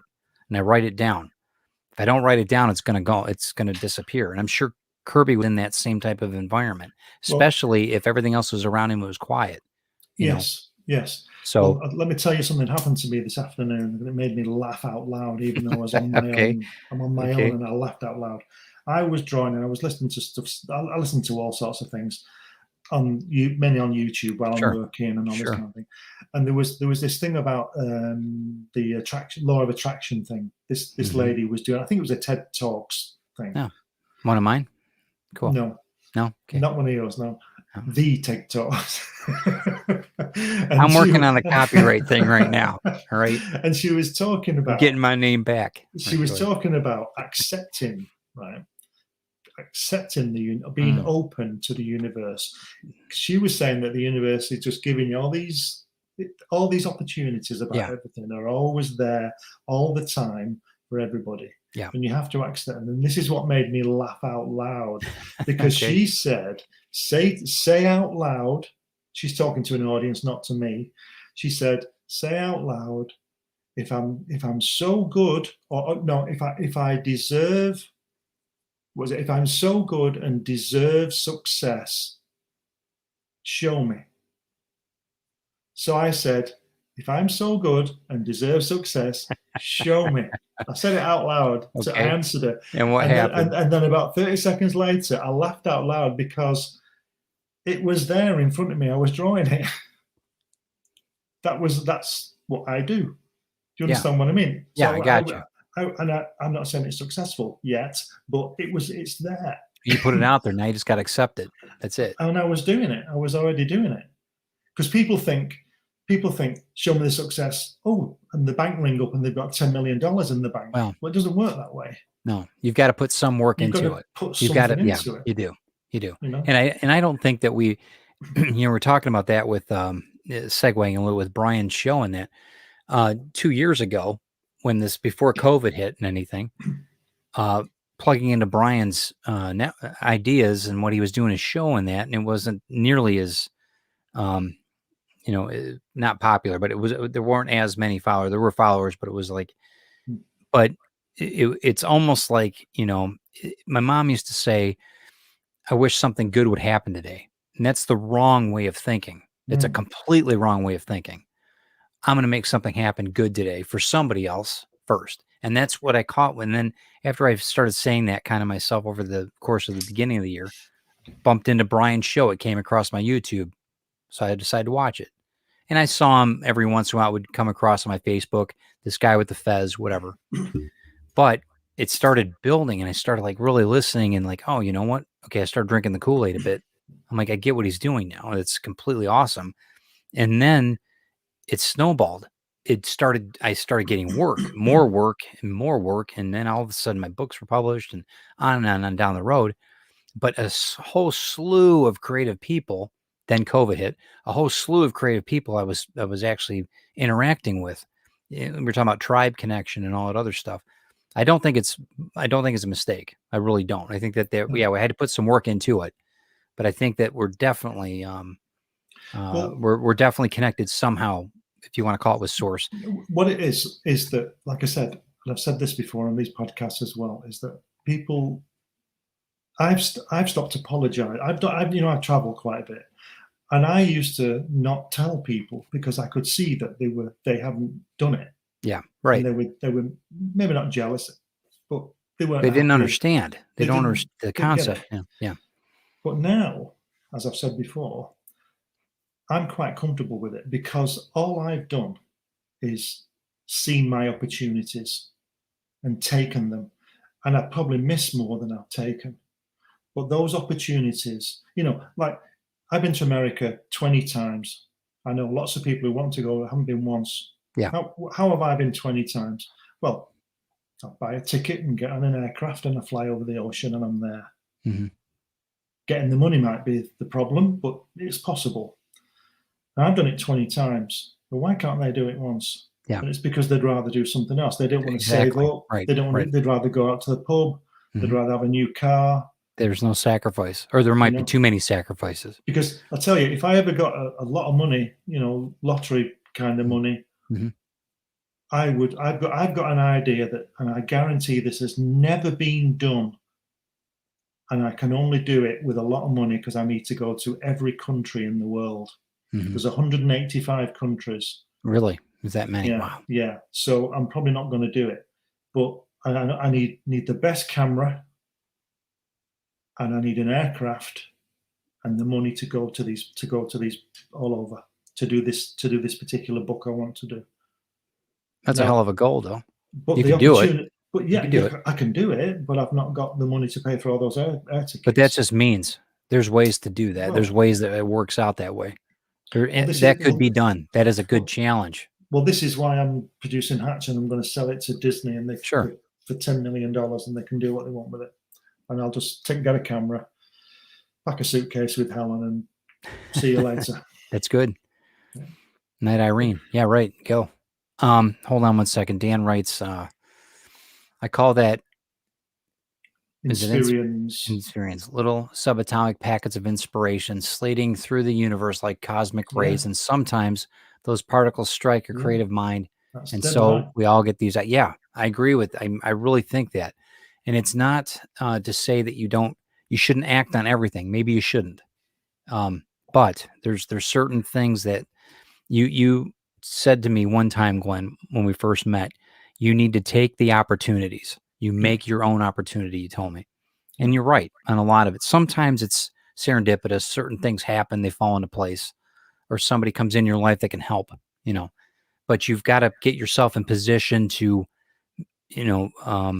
accept it. Be ready to, to do it, Yeah. You see, money aside, because you can always get money. Right. But what you have to do, what I have to do with that money is give the pilot the opportunity to take me somewhere. Okay. You see what I mean? Yeah. I have to find that pilot. I mean, the pilot's going to go anyway. It's not waiting for me. No, you just have to. But I have to find him. I can't just go on any aircraft and turn up anywhere I want to. No, I have to find, and that's the opportunity. So the opportunities to fly anywhere in the world are there, but you have to find which one you're getting on. So do you think that, well, that's a perfect example with Kirby then, because you see him in the 40s when he was having, literally the comic industry was drying up because of the statements that were made by a small group of people.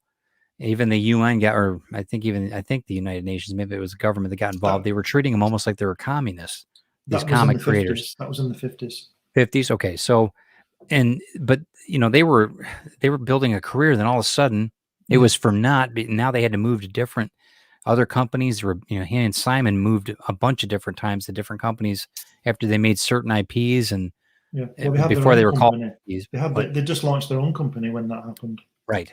And so now, but again, he was making them opportunities again. They were making opportunities, and I don't know. He didn't stop is what I'm getting at. And I think that propelled him to continue on to greatness. Because I think Dan was right with what he said before. These things like cosmic rays are fired from somewhere, wherever, yeah, and they're passing through you, going through your head, everybody's head. But like I said before, I can't sing as well as Marvin Gaye. Yeah. But Marvin Gaye got that cosmic ray. Yeah. And he could express it, and we express it as artists and writers. Yeah. And people express it in different ways, but a lot of the time there's 10 million of these things going through your head.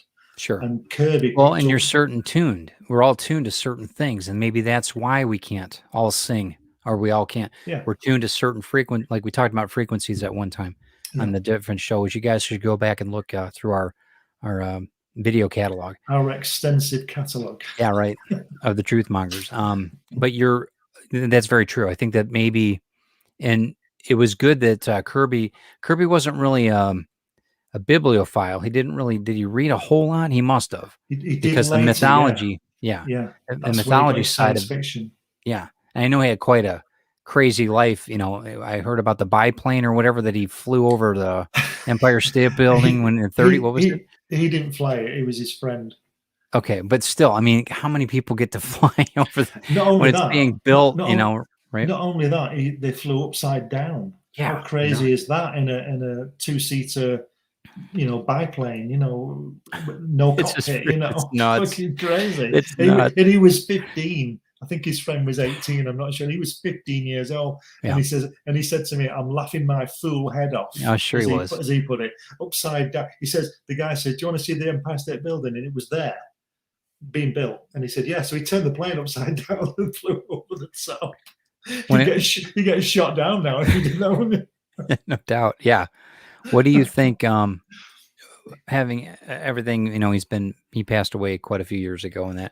What do you take away from all of it when it comes down to it? I believe that he was plugged into source somehow, just like we all are. What do you take away from all of it? I take immense gratitude that I've been able to tap into something that he was giving out, because he said to me, "You see what I see," which is the biggest compliment I've ever had. Yeah, and I remember he didn't mean square fingers and all that. I showed him some pages, and those pages are reproduced in my book, the ones that were on his desk, and that he said, "I see what he said." I mean, I was going to really swore again there. Can you imagine that? The greatest at something in the world told you saw the same thing or did the same thing. And I don't just think he was fooling around. No. I really don't. I mean, that's a perfect moment in time. That's it. Yeah. You drop your mic at that moment and just continue on to what you're into the greatness. I mean, just sit there. How do you top that? But the fact that you said that you've got gratitude, that's huge, because I know a lot of people would be like, he told me this because I'm awesome. It wasn't like that with you. You took it as a humble statement that you'll forever produce better work because of it. Well, let me just add that I don't believe him, but I don't think he just said it. But I don't believe it. No, it's very kind of him, but just total gratitude. And I'll tell you something else I'm grateful for as well: being alive at this time. Because in my life, I believe, obviously with lots of other people, but I believe I've seen the best music, the best films, the best time, moon landings. I watched that. I was 14 when that happened. I watched that, and it was even later than it is now for me. And the best comics. 4 o'clock in the morning. Best comics, best entertainment, best football, the best. I'm awesome. Really grateful for that. Yeah. Well, I'm grateful that we're doing this. I'm grateful that everybody's been hanging around with us so we could talk a little bit about your adventure with Kirby too. Why don't we take a break for a second? Let's see the promo that you're doing right now, soon on Indiegogo, and give us 1 second, guys. Let's look at this, and we'll come back to the comments in a second, and let's see some greatness here.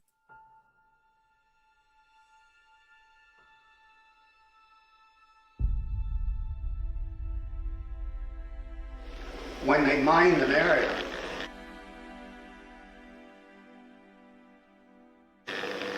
they put down yellow tape right across that line, see? And if you walked on the wrong side of that yellow tape, you blew up.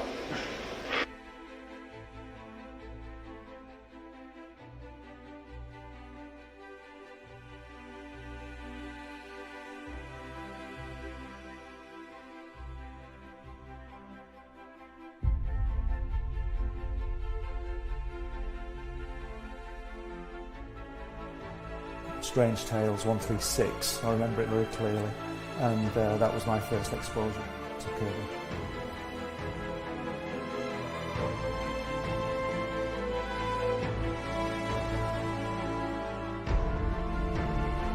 And I wanted to show it to people.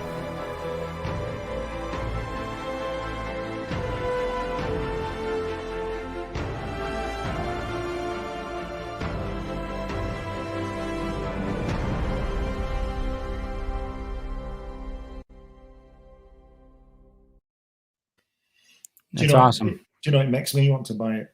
Yeah, good, good. We had somebody that's jumped on that's interesting, and I don't want to cut off from what you're doing with Indiegogo. I wanted to address something in a second, but Okay. when are we going to launch that? Do we know yet, or do we have a date? I don't want to pressure you. There's been a few things happening in the background with me, so it's probably going to be in a couple of weeks, I would have thought. Very good. Well, we'll keep everybody as soon as I possibly can. But no problem. Like I said, I've been held back a bit. That's why I've not been on, and you've been away and all that. Sure, absolutely. And family things. So absolutely, probably in a couple of weeks, I would have thought. All right, sounds good. And I know everybody's looking forward to it, and that's great. Just so we got an idea, and we'll be here to support you no matter what. You know that, Glenn. Thank you. DJ Kaufman made a statement here. He said that, and welcome, DJ. There is a great idea stream that we can all tap into. Some call it the Akashic Records, which we talked about. We're going to do a show about that. Kirby knew about it and meditated on it. Did you know anything about that? No. I didn't know anything. I don't know anything of his practice or if he was whatever he was religious wise. Interesting. And if that is the case, well, that disproved what we're talking about. So I think that might be, but we'll talk about the Akashic Records some other day, but that's interesting statement, DJ, and welcome. Like I said,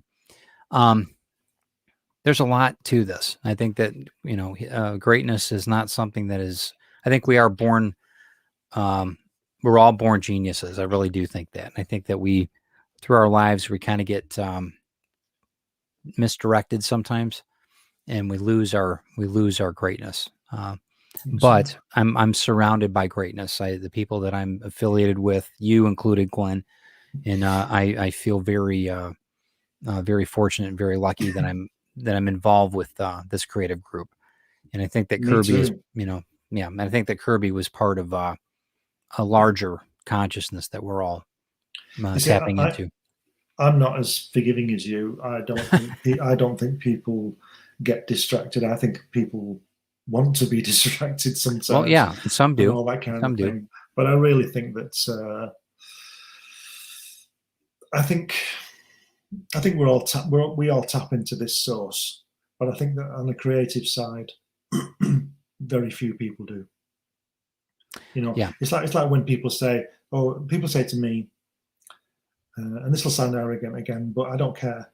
People say to me, "Oh, my child is good at drawing and he's 3." Yeah. Well, let's see how he is in 50 years' time. let's see how he is in 5 years' time. Yeah. And I just found it because there's one thing I've learned in my life. This is really cynical, is that everybody can do my job, but they don't want to. Do you know what I mean? They can't. I can't. I'm not a mechanic. I'm not a pilot. I don't do these things. I don't claim to do these things. But I tell you what, I could learn to be a mechanic and a pilot before people could do what I do. Yeah, I agree with that. Sounds arrogant. I think that writing or being an artist is very, very universe given or God given. I think that there's an absolute. Yeah, I agree with that. I'm not saying I'm better than anybody because I'm not. It's just the way that your aptitudes. I just get in my business, being a graphic designer. the times I've not been paid or been last to be paid, you know, that's, but anyway, that's I'm with you on that. I get what you're saying on that. And I think that, what a great legacy Kirby had, because we're still talking about him and we're still enjoying the artwork that he provided us. All those weekends he worked, all those basement hours that he was in the basement in New Jersey, was it, working and slaving away? There was a great story Ross told me. This isn't in the book or on the film. She told me that I think it was her sister worked for TWA or something at the time, and could get her and Ross a flight to England, to Europe. And Ross said, well, I can't go because Jack's got his work to do. And Jack said, no, you go. And so she went for 2 weeks and left him with the kids. And she really expected the kids to be either missing or dead when she got back.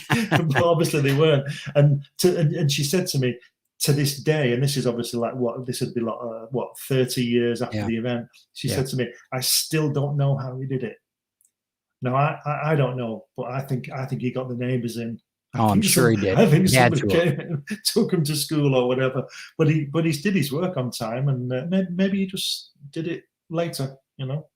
Maybe when they were asleep. I don't know. Yeah. Well, regardless maybe he drew a little faster than he normally did. Maybe 8 pages a day. You know? He was already so fast. He was always so fast. I've heard stories about how fast he was. He could draw. Just amazing. Do you know why he's so fast? It's because his first line is the right line. Yeah, that I can understand. Yeah, that I can understand. And the way that he drew, the technical end of it, he would go in spurts, different areas, and he would add things later. And so that, I can understand that. The biggest thing is that people just really need to realize that there's something bigger than us out there. And obviously the greats have tapped into it. We can tap into it. It's inspiration at its core. And I think that, we're living all of it. We're inspired. We're creatives. So hopefully, we've got that connection with the source. I appreciate you greatly, man. Thank you for taking some time and really going through this and sharing your experiences with Kirby and Roz, Yeah. And she was great.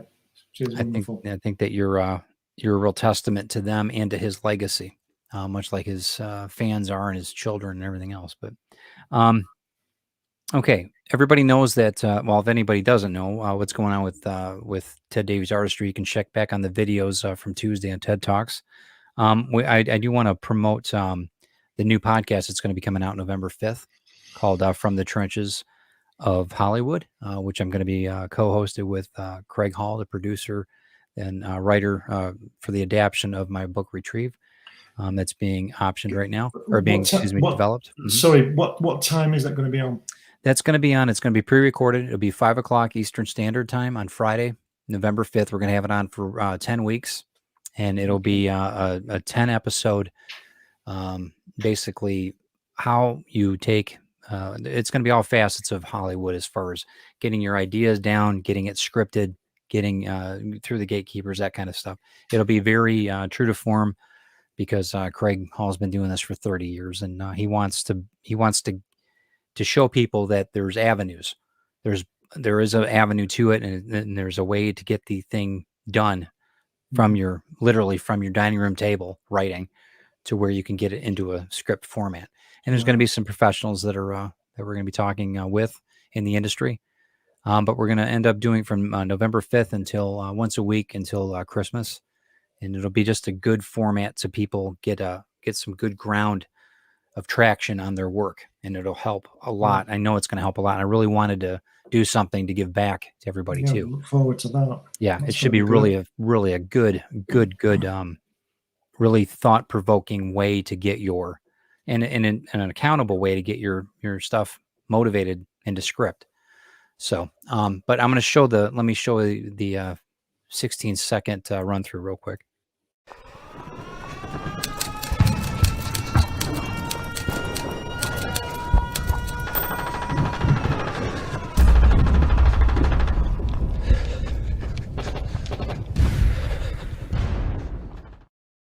We're still working on the promo, but I think I kind of like it. So. I'm glad you changed the red lettering. Yeah, I couldn't see it either. So we're going to do a couple other things, but that's just gets get an idea of the ball rolling. So yeah, and if you guys have any questions on that, feel free to message me directly, and we'll discuss it. There's going to be a few things we're going to talk about on there that I think is really going to be beneficial for everybody in learning how to get your ideas to Hollywood the right way. So, and I appreciate everybody stopping in. We learned a lot tonight. There was a lot of good things there. I'm glad everybody, needs to look at Kirby for what he was and the genius that he was and that he is, and the work that we all learned from, hopefully, and the stories. I mean, bottom line, it's the stories. That's what I remember. I mean, Machine Man and Black Panther were big for me when I was a kid, and they are now too. And don't forget the greatest comic book ever produced. Fantastic Four 51. 51, yeah. This Man, This Monster. That is the greatest story ever told in a comic book. Really? Between that, and it's sandwiched between Galactus and the Surfer and the Black Panther. Yeah. One issue, one off. Wow. Perfect. The artwork, even Stan's words, absolute genius. That to me is the greatest comic book ever written. Very good. Do you want to hear the second one? Tell me. The Glory Boat. I think it's New Gods 7. It's Those the one are after. It's the one after prolific. the Pact. Yeah. Yeah, it's the one after the Pact. Everybody says the Pact is the greatest one, and it's brilliant, but it's not as good as that. There's a lot of stuff in that Glory Boat. Absolute genius. You're well, and I'm sure that there's a lot of people that agree with you. I know that in my generation, at least later in my generation, I know with and as much Kirby that we're talking about tonight, Mike Mignola, the Hellboy universe is ever. I mean, Hellboy #1 was it. I mean, I was struck. I've never read Hellboy. I mean, just when you everything gets taken care of and you're over here and you stay with us and you go through the library I've got, you're going to be you'll be here for 3 weeks just reading, being on the beach and reading. You're going to be blown away. I'm telling you, Hellboy is the storytelling that Mike Mignola has brought to the forefront is he's my Kirby in my generation. He really is. And I don't take anything from Kirby, but yeah, absolutely. I totally, I'm in awe. Every time I open the books, I'm like, wow, this is fantastic. And I know that's the way you feel with Kirby. I know. I've grown up with Kirby too, but at the end of his career, it's a little different for me than it is for you. But you guys, what's that? What's really sad about the Kirby work is that the copyright thing has loomed its head with the 2001. It's not. It won't be reprinted because somebody owns this and somebody owns that and somebody owns that. And that, I mean, I've got it. I don't know whether you have, but I've got that volume.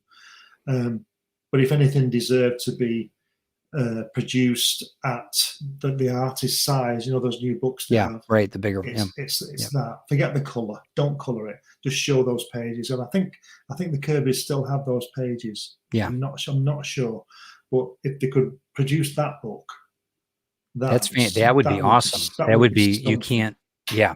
And how many different books would there be? Is it just the one, like an omnibus, or what would it be? No. I'm just talking about the film adaptation. Oh, okay, got it. Not the progression. Got it. Even though those would be good. It's inked by Frank Giacoia and John Verpoorten. I think again he's done some work on it.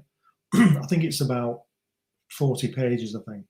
Okay. So it probably wouldn't make it as a big volume, but that would be super. I'd love to see that. But apparently the copyrights are there because. Kubrick doesn't own the copyright. Whoever he made it for, EMI or whatever they call them, Warner Brothers or whatever they are, they own the copyright. Okay. Marvel own the copyright for the comic. It's like the Avengers I told you about years ago. Yeah, right. Somebody owns the title, somebody owns the artwork, and somebody owns the characters. It's such a calamity. Why don't they just put it out now and all have an equal share? Yeah. Forget the greed and the grief. Just get on with it. Produce it for the public. Yeah. They're going to buy it. I don't know, how many pennies do you need? That's right. Thank you for your time tonight, Glenn. I appreciate everybody's time here. I know that we both do. And, really enjoyed it. Yeah, this is a lot of fun. I hope you guys got something out of this. Let us know in the comments. I appreciate it. Dan, I will do that, and I will get back with you on that. Yeah, there's just so much with Kirby. We just scratched the surface, but we do believe that inspiration is abound for all of us, and I think that he was definitely somebody to recognize. So, yeah, on this, so tomorrow morning I'll be with TED Talks Timepieces at 10 a.m. And then Friday, Drinking with the Davies, we'll have the Twisted Twins here doing the Pink Squirrel. It's their new co-hosts for next week, 7 p.m. Christine will be here too. I'll be here, but it's mainly Christine and the Twisted Twins mixing up the Pink Squirrel. I don't know what it is, but it looks good. So we'll try it. Thanks, guys, for stopping in. I look forward to seeing everybody this week. Yeah. Real quick, by the way, just as a side note, from everything going on this week, I have the last 2 sets of Retrieve 1 and 2 from the first printing. Those are mine. You said I could have those. 2 left. 2 left. And they are, you guys can go to Ted Davies Artistry and pick those up. Glenn, you can too. Of course, I will ship them accordingly. I'll do your swap, hatch 1 and 2 for those. We'll talk off here. You're not getting anything on here from me. All right. Hey, have Joe. a good night, guys. Thanks. Hey, Joe. Good seeing you, man. I'm sorry we didn't have time to talk. But yeah, we will definitely touch base with you soon. Thanks again, guys. Let me end with the intro like we do every week, and we will talk to you soon. Thanks for being Truth Mongers with us. We'll see you.